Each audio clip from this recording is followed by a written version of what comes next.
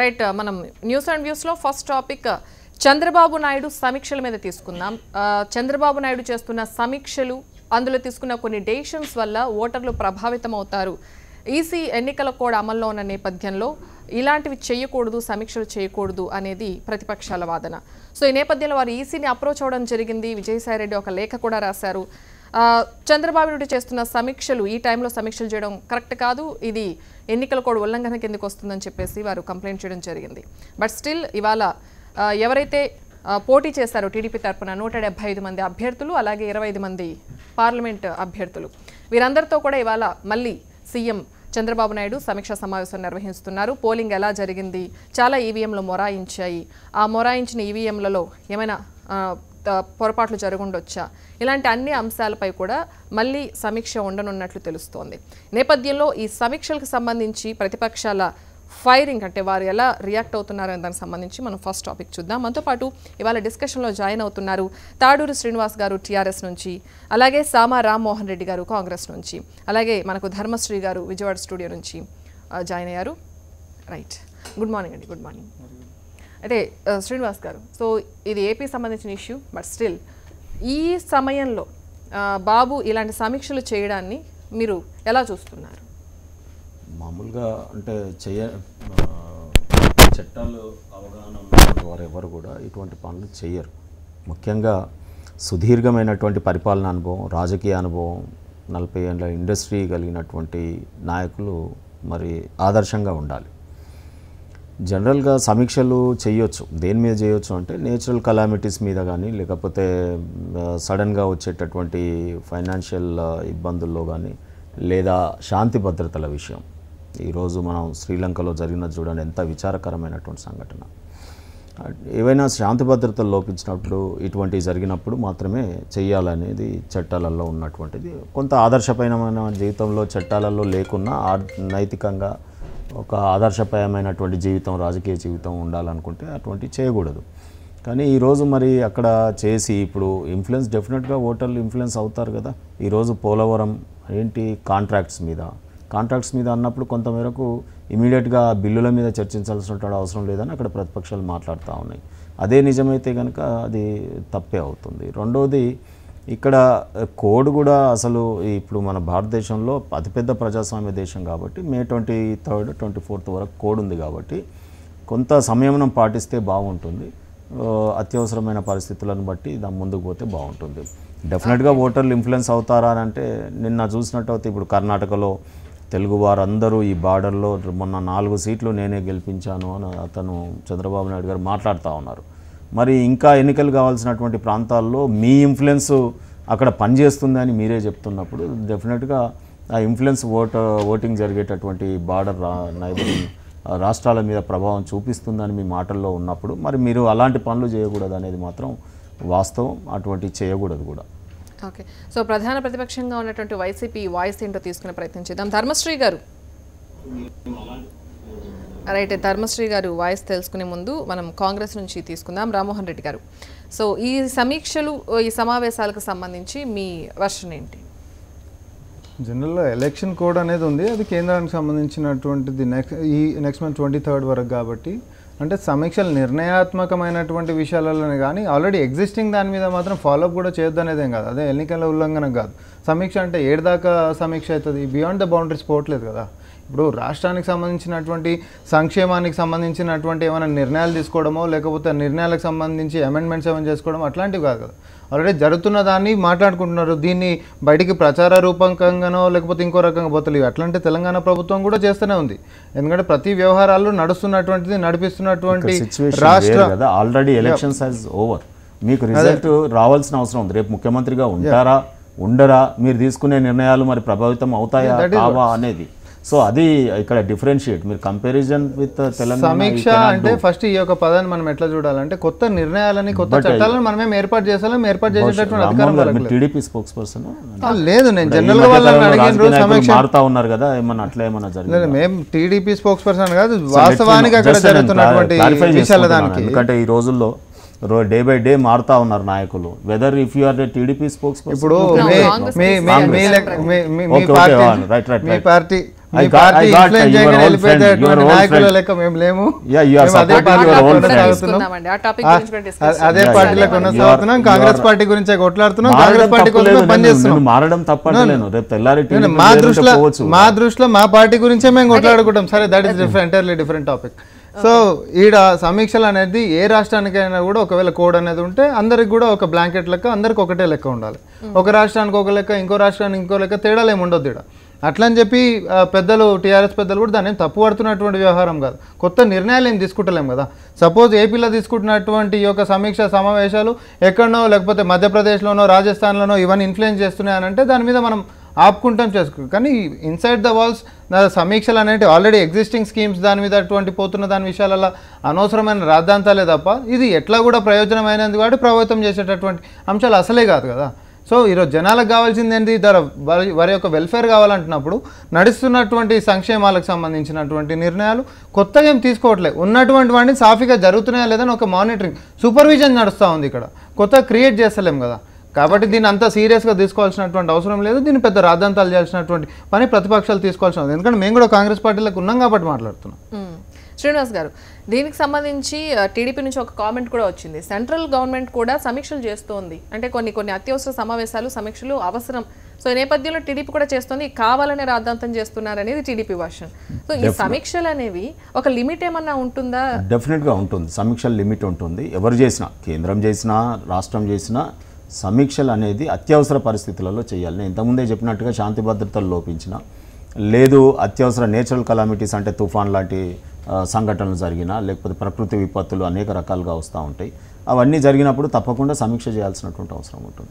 కానీ ఇక్కడ జరుగుతున్నటువంటి సమీక్షలు ఏంటంటే బిల్స్ క్లియరెన్సెస్, పనులు పూర్తి కాకుండా కొంతమందికి వెస్టెడ్ ఇంట్రెస్ట్తో వారికి కొంత ప్రయోజనాలు చేకూర పెట్టేది, రేపు వస్తామో రామో అనే విధంగా నిర్ణయాలు ఉండడం, ఇటువంటివి ఎవరు చేసినా జరగకూడదు. అది irrespective of any political party.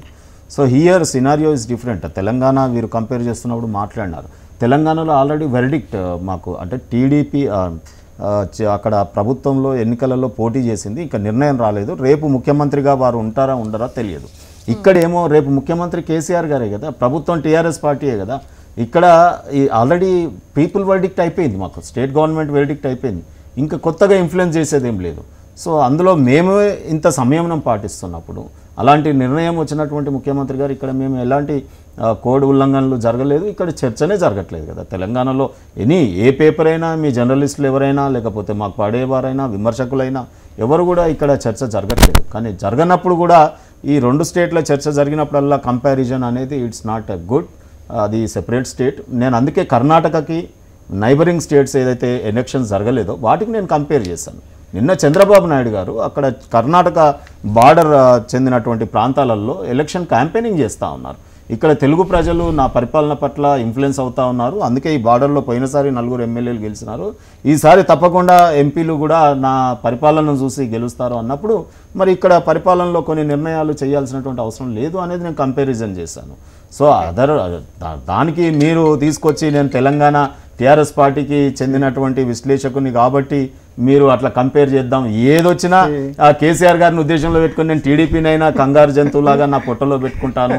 Chandrababu నాయుడిని కాంగ్రెస్ పార్టీ ఎట్లా ఉందంటే ఇవాళ చంద్రబాబు నాయుడిని కంగారు జంతువు ఎట్లయితే ఆస్ట్రేలియాలో పెట్టుకుంటుందో అట్లా చంద్రబాబు నాయుడిని పెట్టుకొని తిరుగుతుంది కాంగ్రెస్ పార్టీ. నాకు అది చాలా విచిత్రమైన పరిస్థితి. అక్కడ రఘువీరారెడ్డి గారు విమర్శించారు, నేను ఎన్నికల కోడ్ ఉల్లంఘన మీద అనేక మంది కాంగ్రెస్ నాయకులు కూడా అక్కడ విమర్శిస్తూ ఉన్నారు. కానీ తెలంగాణలో ఉన్నటువంటి కాంగ్రెస్ లీడర్లు అక్కడ ఉన్నటువంటి చంద్రబాబు నాయుడు మీద మొన్న సోపతి ఇంకా వారికి ఇంకా జరగనట్టుంది కనువిప్పు. మరి ఏ రకంగా ఉంటుందో తెలియదు. Let me make it clear once again. ఆడ ఎన్నికల కోడ్ ఉంది అని అన్నప్పుడు అది పక్క రాష్ట్రం కేసీఆర్ గారు సీఎం గారైనా, అక్కడ డిఫాక్టో ఉంటున్నటువంటి సీఎం గారైనా ఎవరికైనా ఒకటే, కోడ్ ఈస్ ఫర్ ఆల్. ఒకరికి ఏమి భిన్నము, లేకపోతే ఆల్రెడీ ప్రభుత్వంలోకి వచ్చినాము మాకు వెర్డిక్ట్ వచ్చేసింది కాబట్టి మీకేం స్పెషల్ కొమ్ములు రావు. ఇక్కడ ఎవరికైనా ఒకటే ఉంటుంది. కోడ్ ఉన్నప్పుడు కోడ్లో అది ముఖ్యమంత్రి అయినా, డిఫాక్టో అయినా, లేకపోతే యాక్టింగ్ అయినా ఎవరికైనా ఒకటే. మేము చెప్పదలుచుకుంటుంది అది, మేము చెప్తుంది అది, మీరు దాన్ని వేరే లెక్క ఇంటర్ప్రిట్ చేసుకుంటా అంటే మేము అంటలేం. ఇదే సమీక్షా సమావేశాలలో నిర్ణయాలకు సంబంధించి ప్రభావితం చేసేటటువంటి దాన్ని మేము వ్యతిరేకిస్తున్నాం. కానీ జనరల్ గా ఆల్రెడీ నడుస్తున్నటువంటి వాటి మీద ఒక మానిటరింగ్ అనేది ఉంటున్నప్పుడు మాత్రం అది ఎట్లాంటి ఇన్ఫ్లుయెన్స్ దాని మీద కాదు. నిజంగా వారు అడిగినటువంటి ప్రశ్నలో ఎలాంటి అంబిగ్యూటీ కూడా లేదు కదా. వారు అడిగిన ప్రశ్న చంద్రబాబు నాయుడు గారు మీ అభిప్రాయం వారు అన్నారు, ఈవెన్ దో తెలంగాణ స్టేట్ అయినా సరే మీరు చెప్పండి అన్నారు. కాబట్టి నేను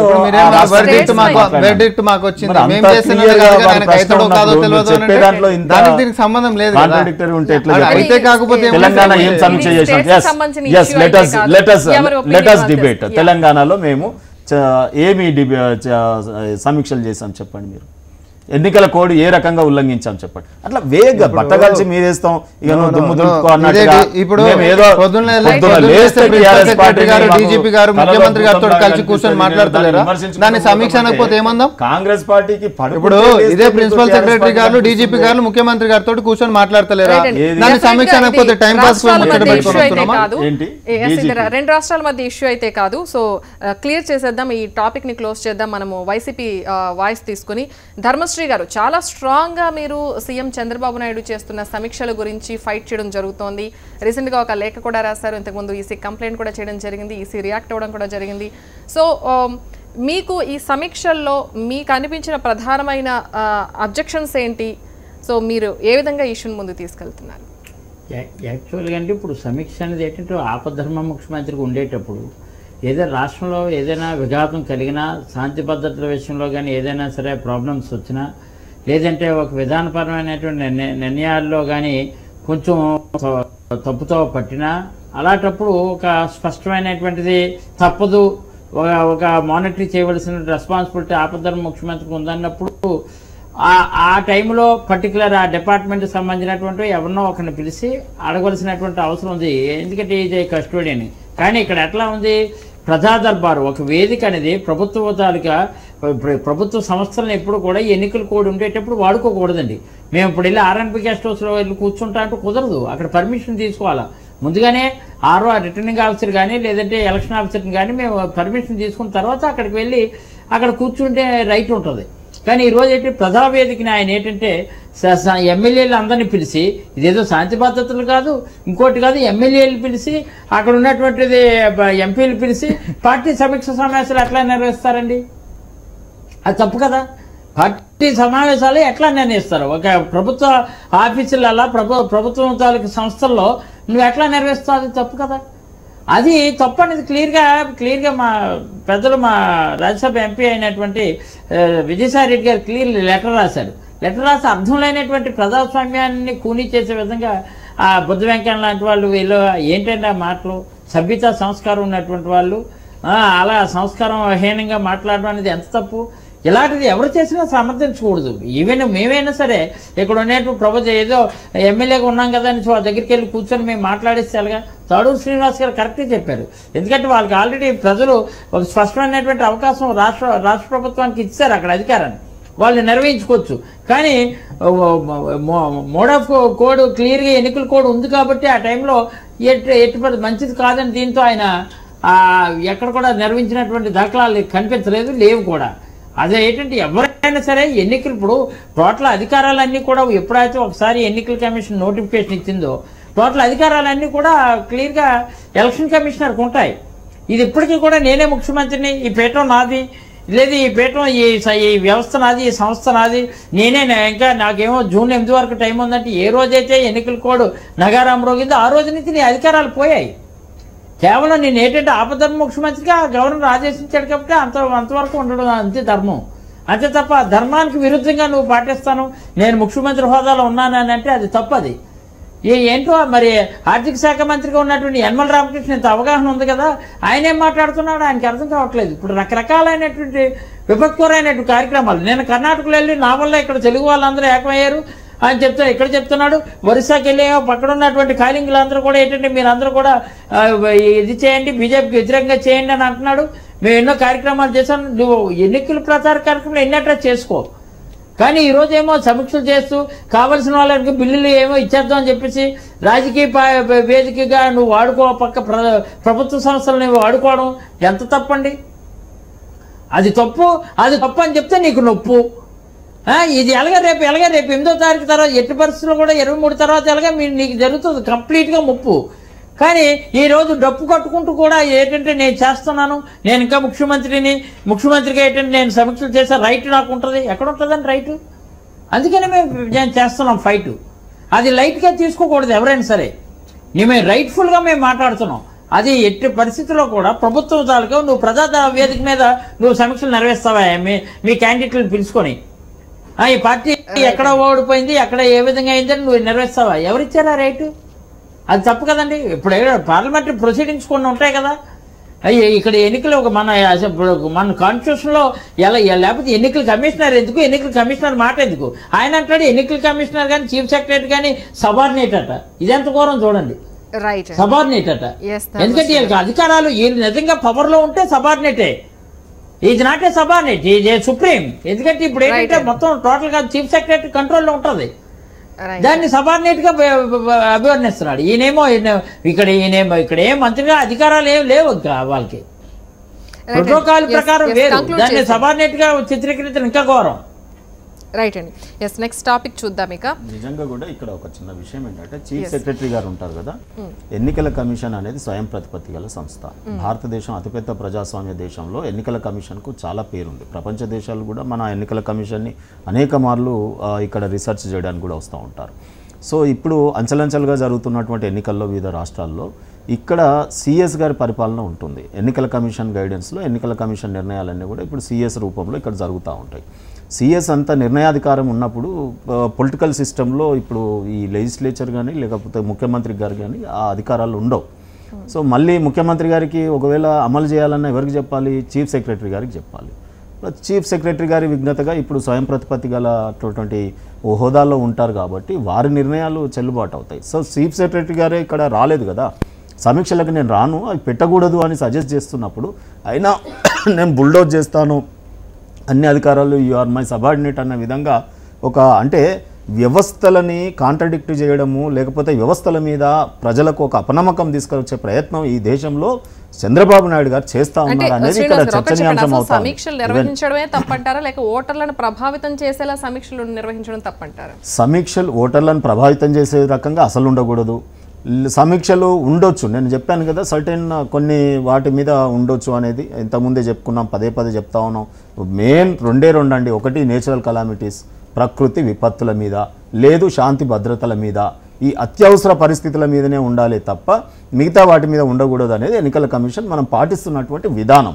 అయితే రెండోది ఇక్కడ మనం గమనించాల్సింది ఏంటంటే వ్యవస్థల మీద ప్రజలకు అపనమ్మకం తీసుకొస్తే రాబోయే కాలంలో చాలా పెద్ద పెను ప్రమాదం ముంచుకొస్తూ ఉంది. ఈరోజు ఈ దేశంలో ఈయన ఒక్కడు మాత్రమే సిబిఐని రద్దు చేయడం కానీ, ఎన్నికల కమిషన్ తప్పు చేస్తూ ఉందని కానీ, ఈవీఎంలో నా ఓటు నాది ఎక్కడ పోతుందో నాకే తెలియట్లేదు అంటారు, మళ్ళీ నేనే గెలుస్తున్నా అంటారు. ఈ రకమైన కాంట్రడిక్టరీ స్టేట్మెంట్స్ చాలా ప్రజలే చాలామంది అడుగుతూ ఉన్నారు. మేము వెళ్ళినప్పుడు కూడా చంద్రబాబు నాయుడు గారు ఓటు వేసినప్పుడు ఆయన ఓటు ఆయనకు పోలేదట, ఆయన చూసుకున్నాడట. ఓలే చూస్తే నిజమే, అయితే అక్కడ ప్రొటెస్ట్ కూడా లేదే. కానీ పొలిటికల్ దీని గురించి వారికి ఉన్నటువంటి పొలిటికల్ మోటివ్ గురించి అంటే ఓడిపోతే మిషన్ల మీద వల్ల నేను ఓడిపోయానని చెప్పుకోవడానికి ఒక సాకును వెతుక్కునే ప్రయత్నమా, లేదు ఈ వ్యవస్థల్ని తప్పుపట్టే విధంగా ప్రజలకు ఒక అపనమ్మకాన్ని తీసుకొచ్చి ఒక రెవల్యూషన్ తీసుకొచ్చి రివోల్ట్ తీసుకొచ్చి వ్యవస్థలమైన న్యాయ వ్యవస్థ మీద, ఇవాళ స్వయం ప్రతిపత్తి గల సిబిఐ మీద, ఆర్బీఐ మీద, ఇన్కమ్ ట్యాక్స్ డిపార్ట్మెంట్ మీద, ఈఐడి మీద, ఎన్ఐఏ మీద, ఈ సంస్థలన్నిటి మీద నిర్వీర్యపరిచేటటువంటి కార్యక్రమాలు ఈ రాజకీయ పార్టీ ఇంత సుదీర్ఘమైన ఇంత పెద్ద నాయకుడు చేయడం అనేది చాలా తప్పని మేము భావిస్తా ఉన్నాం. ఫస్ట్ మనం జనాలకు చెప్పేటప్పుడు ఇక్కడ ఒక కన్ఫ్యూజన్లకు పోతారు. అన్నిటి కూడా చీఫ్ సెక్రటరీ గారే పెద్ద, అసలు ముఖ్యమంత్రి గారిది అయిపోయింది, అది మనం అట్లా మాట్లాడుకోవద్దు. Part 15 of the constitution article 324 superintendent monitoring and control of election commission మీద మాత్రం ఏది ఉంటుంది, ఎలక్షన్ వ్యవస్థ, ఎన్నికలు ఎట్లా ప్రస్తావించాలి, కోడ్ని ఉల్లంఘన జరగకుండా ఎట్లా చూడాలనే ఒక అడ్మినిస్ట్రేషన్ భాగం మాత్రమే చూడాలి తప్ప స్టేట్ అఫేర్ కి సంబంధించినటువంటి అడ్మినిస్ట్రేషన్ దీనికి సంబంధం లేదు. Number 1 no let me be very much చెప్పండి. నేను ఒకటే చెప్తాను, let me be very much clear. మనం రాజ్యాంగాన్ని తప్పుగా మనకు నచ్చినట్టుగా మనం వాడుకోవద్దు, జనాలకు అసలే చెప్పొద్దు. మనం నేను ఒకటే ఏమంటున్నా అంటే నిర్ణయాలు ఏవి కూడా తీసుకోవడానికి లేదు, నిర్ణయాలు ఏవి కూడా తీసుకోవడానికి లేదు. పెద్దలు అన్నట్టుగా నేచురల్ కెలామిటీస్ కి సంబంధించిన ఆపద్ధర్మ ముఖ్యమంత్రి అట్లా నిర్ణయాలు తీసుకోవాలి. మిగతా మాత్రం చేయడానికి బేసిక్ గా రాజ్యాంగ ప్రకారం కావచ్చు, అంటే ఎలక్షన్ ఎన్నికల కోడ్ అమల్లో ఉన్నప్పుడు ఎన్నికల కోడ్ కి కొన్ని ప్రత్యేక అధికారాలు ఉంటాయనేది కామన్ థింగ్. అంటే ముందుగా సైలెంట్ గా ఉన్నప్పటికీ కూడా ఎలక్షన్ కోడ్ అమల్లో ఉన్నప్పుడు కొన్ని ప్రత్యేక అధికారాలు అయితే ఉంటాయి. కానీ ప్రభుత్వం నడవడానికి ఏవైతే సమీక్షలు జరగాలో అవి ఖచ్చితంగా ప్రభుత్వాన్ని నడపడానికి అలాగే